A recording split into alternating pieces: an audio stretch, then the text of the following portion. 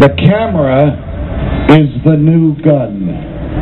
There's nothing the government dislikes more than the light of day and cameras recording what the government is doing, whether it's on a street corner or in there or in Washington, D.C. We have the right to know everything that they do and why they do it and when they do it and how they've taken our freedom.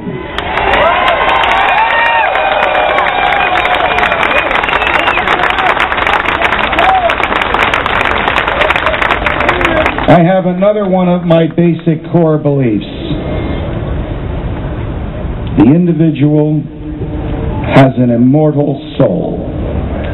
Every individual is greater than any government. But government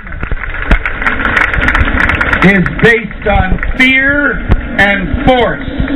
You don't have to take my word for it. The second President of the United States, John Adams, said, of course the government is based on fear. And the first President, George Washington, said, government is not reason, it is force. I think, regrettably, they knew what they were talking about.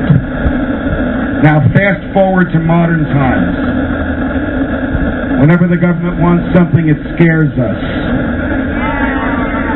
During the Civil War, Lincoln tried civilians in this state where no battles occurred by military tribunal. After he died, the Supreme Court invalidated everything the military tribunals did. During the First World War, the Wilson administration locked up 2,000 people and called them anarchists.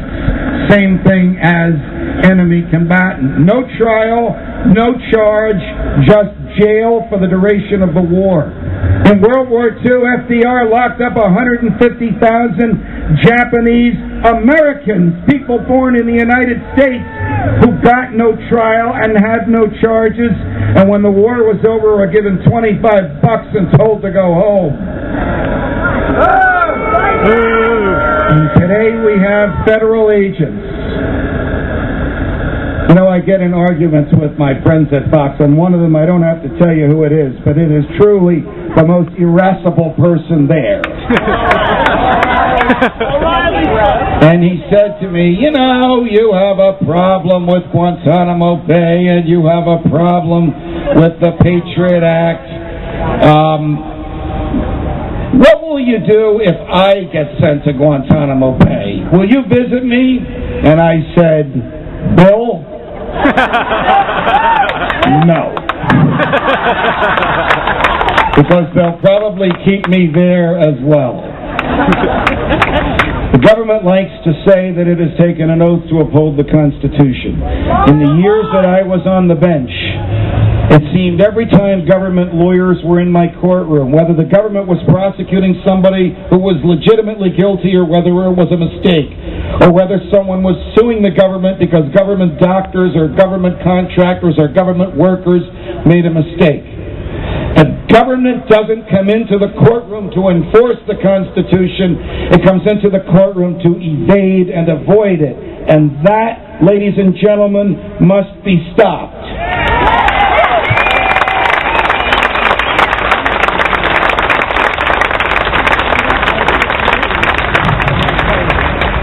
This is a great moment in our history. A crowd of this magnitude on a beautiful day in the boiling sun in the most middle American of great middle American states.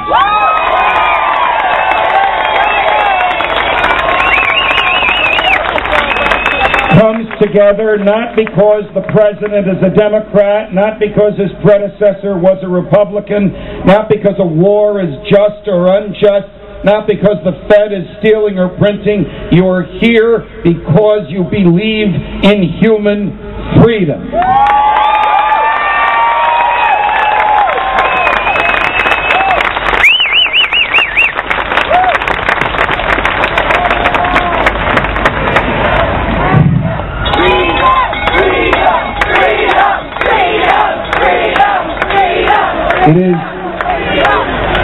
It is the essence of our existence that we should be free. But remember this, the government hates freedom. It is an obstacle to every one of their designs. Whenever they write laws, whenever they take your tax dollars, whenever they regulate your private behavior, whenever they tell you how to spend your money, whenever they tell you what medicines to take, whenever they tell you what food to eat, whenever they tell you with whom you may or must associate, they are taking away your freedom, and they love to get away with it. And they cannot get away with it any longer.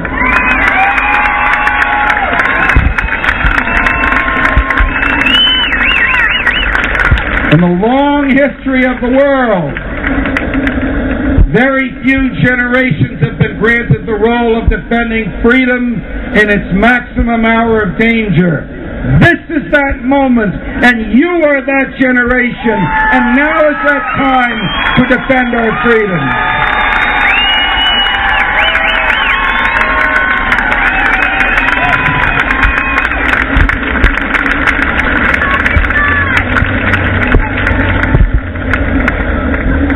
Jefferson was no saint, but he was the greatest of our American presidents. He believed that the individual was greater than the state.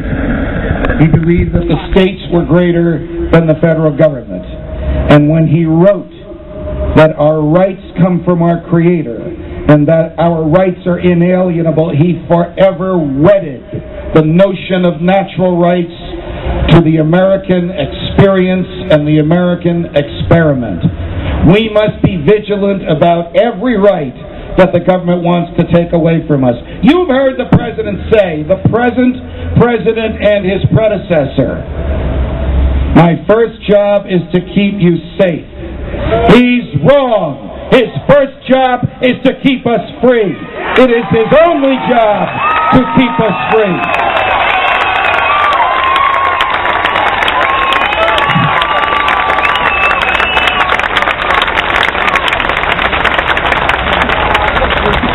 Shortly before he died, Jefferson lamented that in his view of the world, it was in the natural order of things for government to grow and freedom to be diminished. How ardently he wished that that wouldn't happen. And in order to prevent it from happening, he had a very simple remedy, which one of my predecessors articulated a few minutes ago. Here it is. When the people fear the government, that is tyranny. When the government fears the people, that is liberty. God bless you, my friends. Thank you. God bless you. God bless America. Goodbye, Columbus.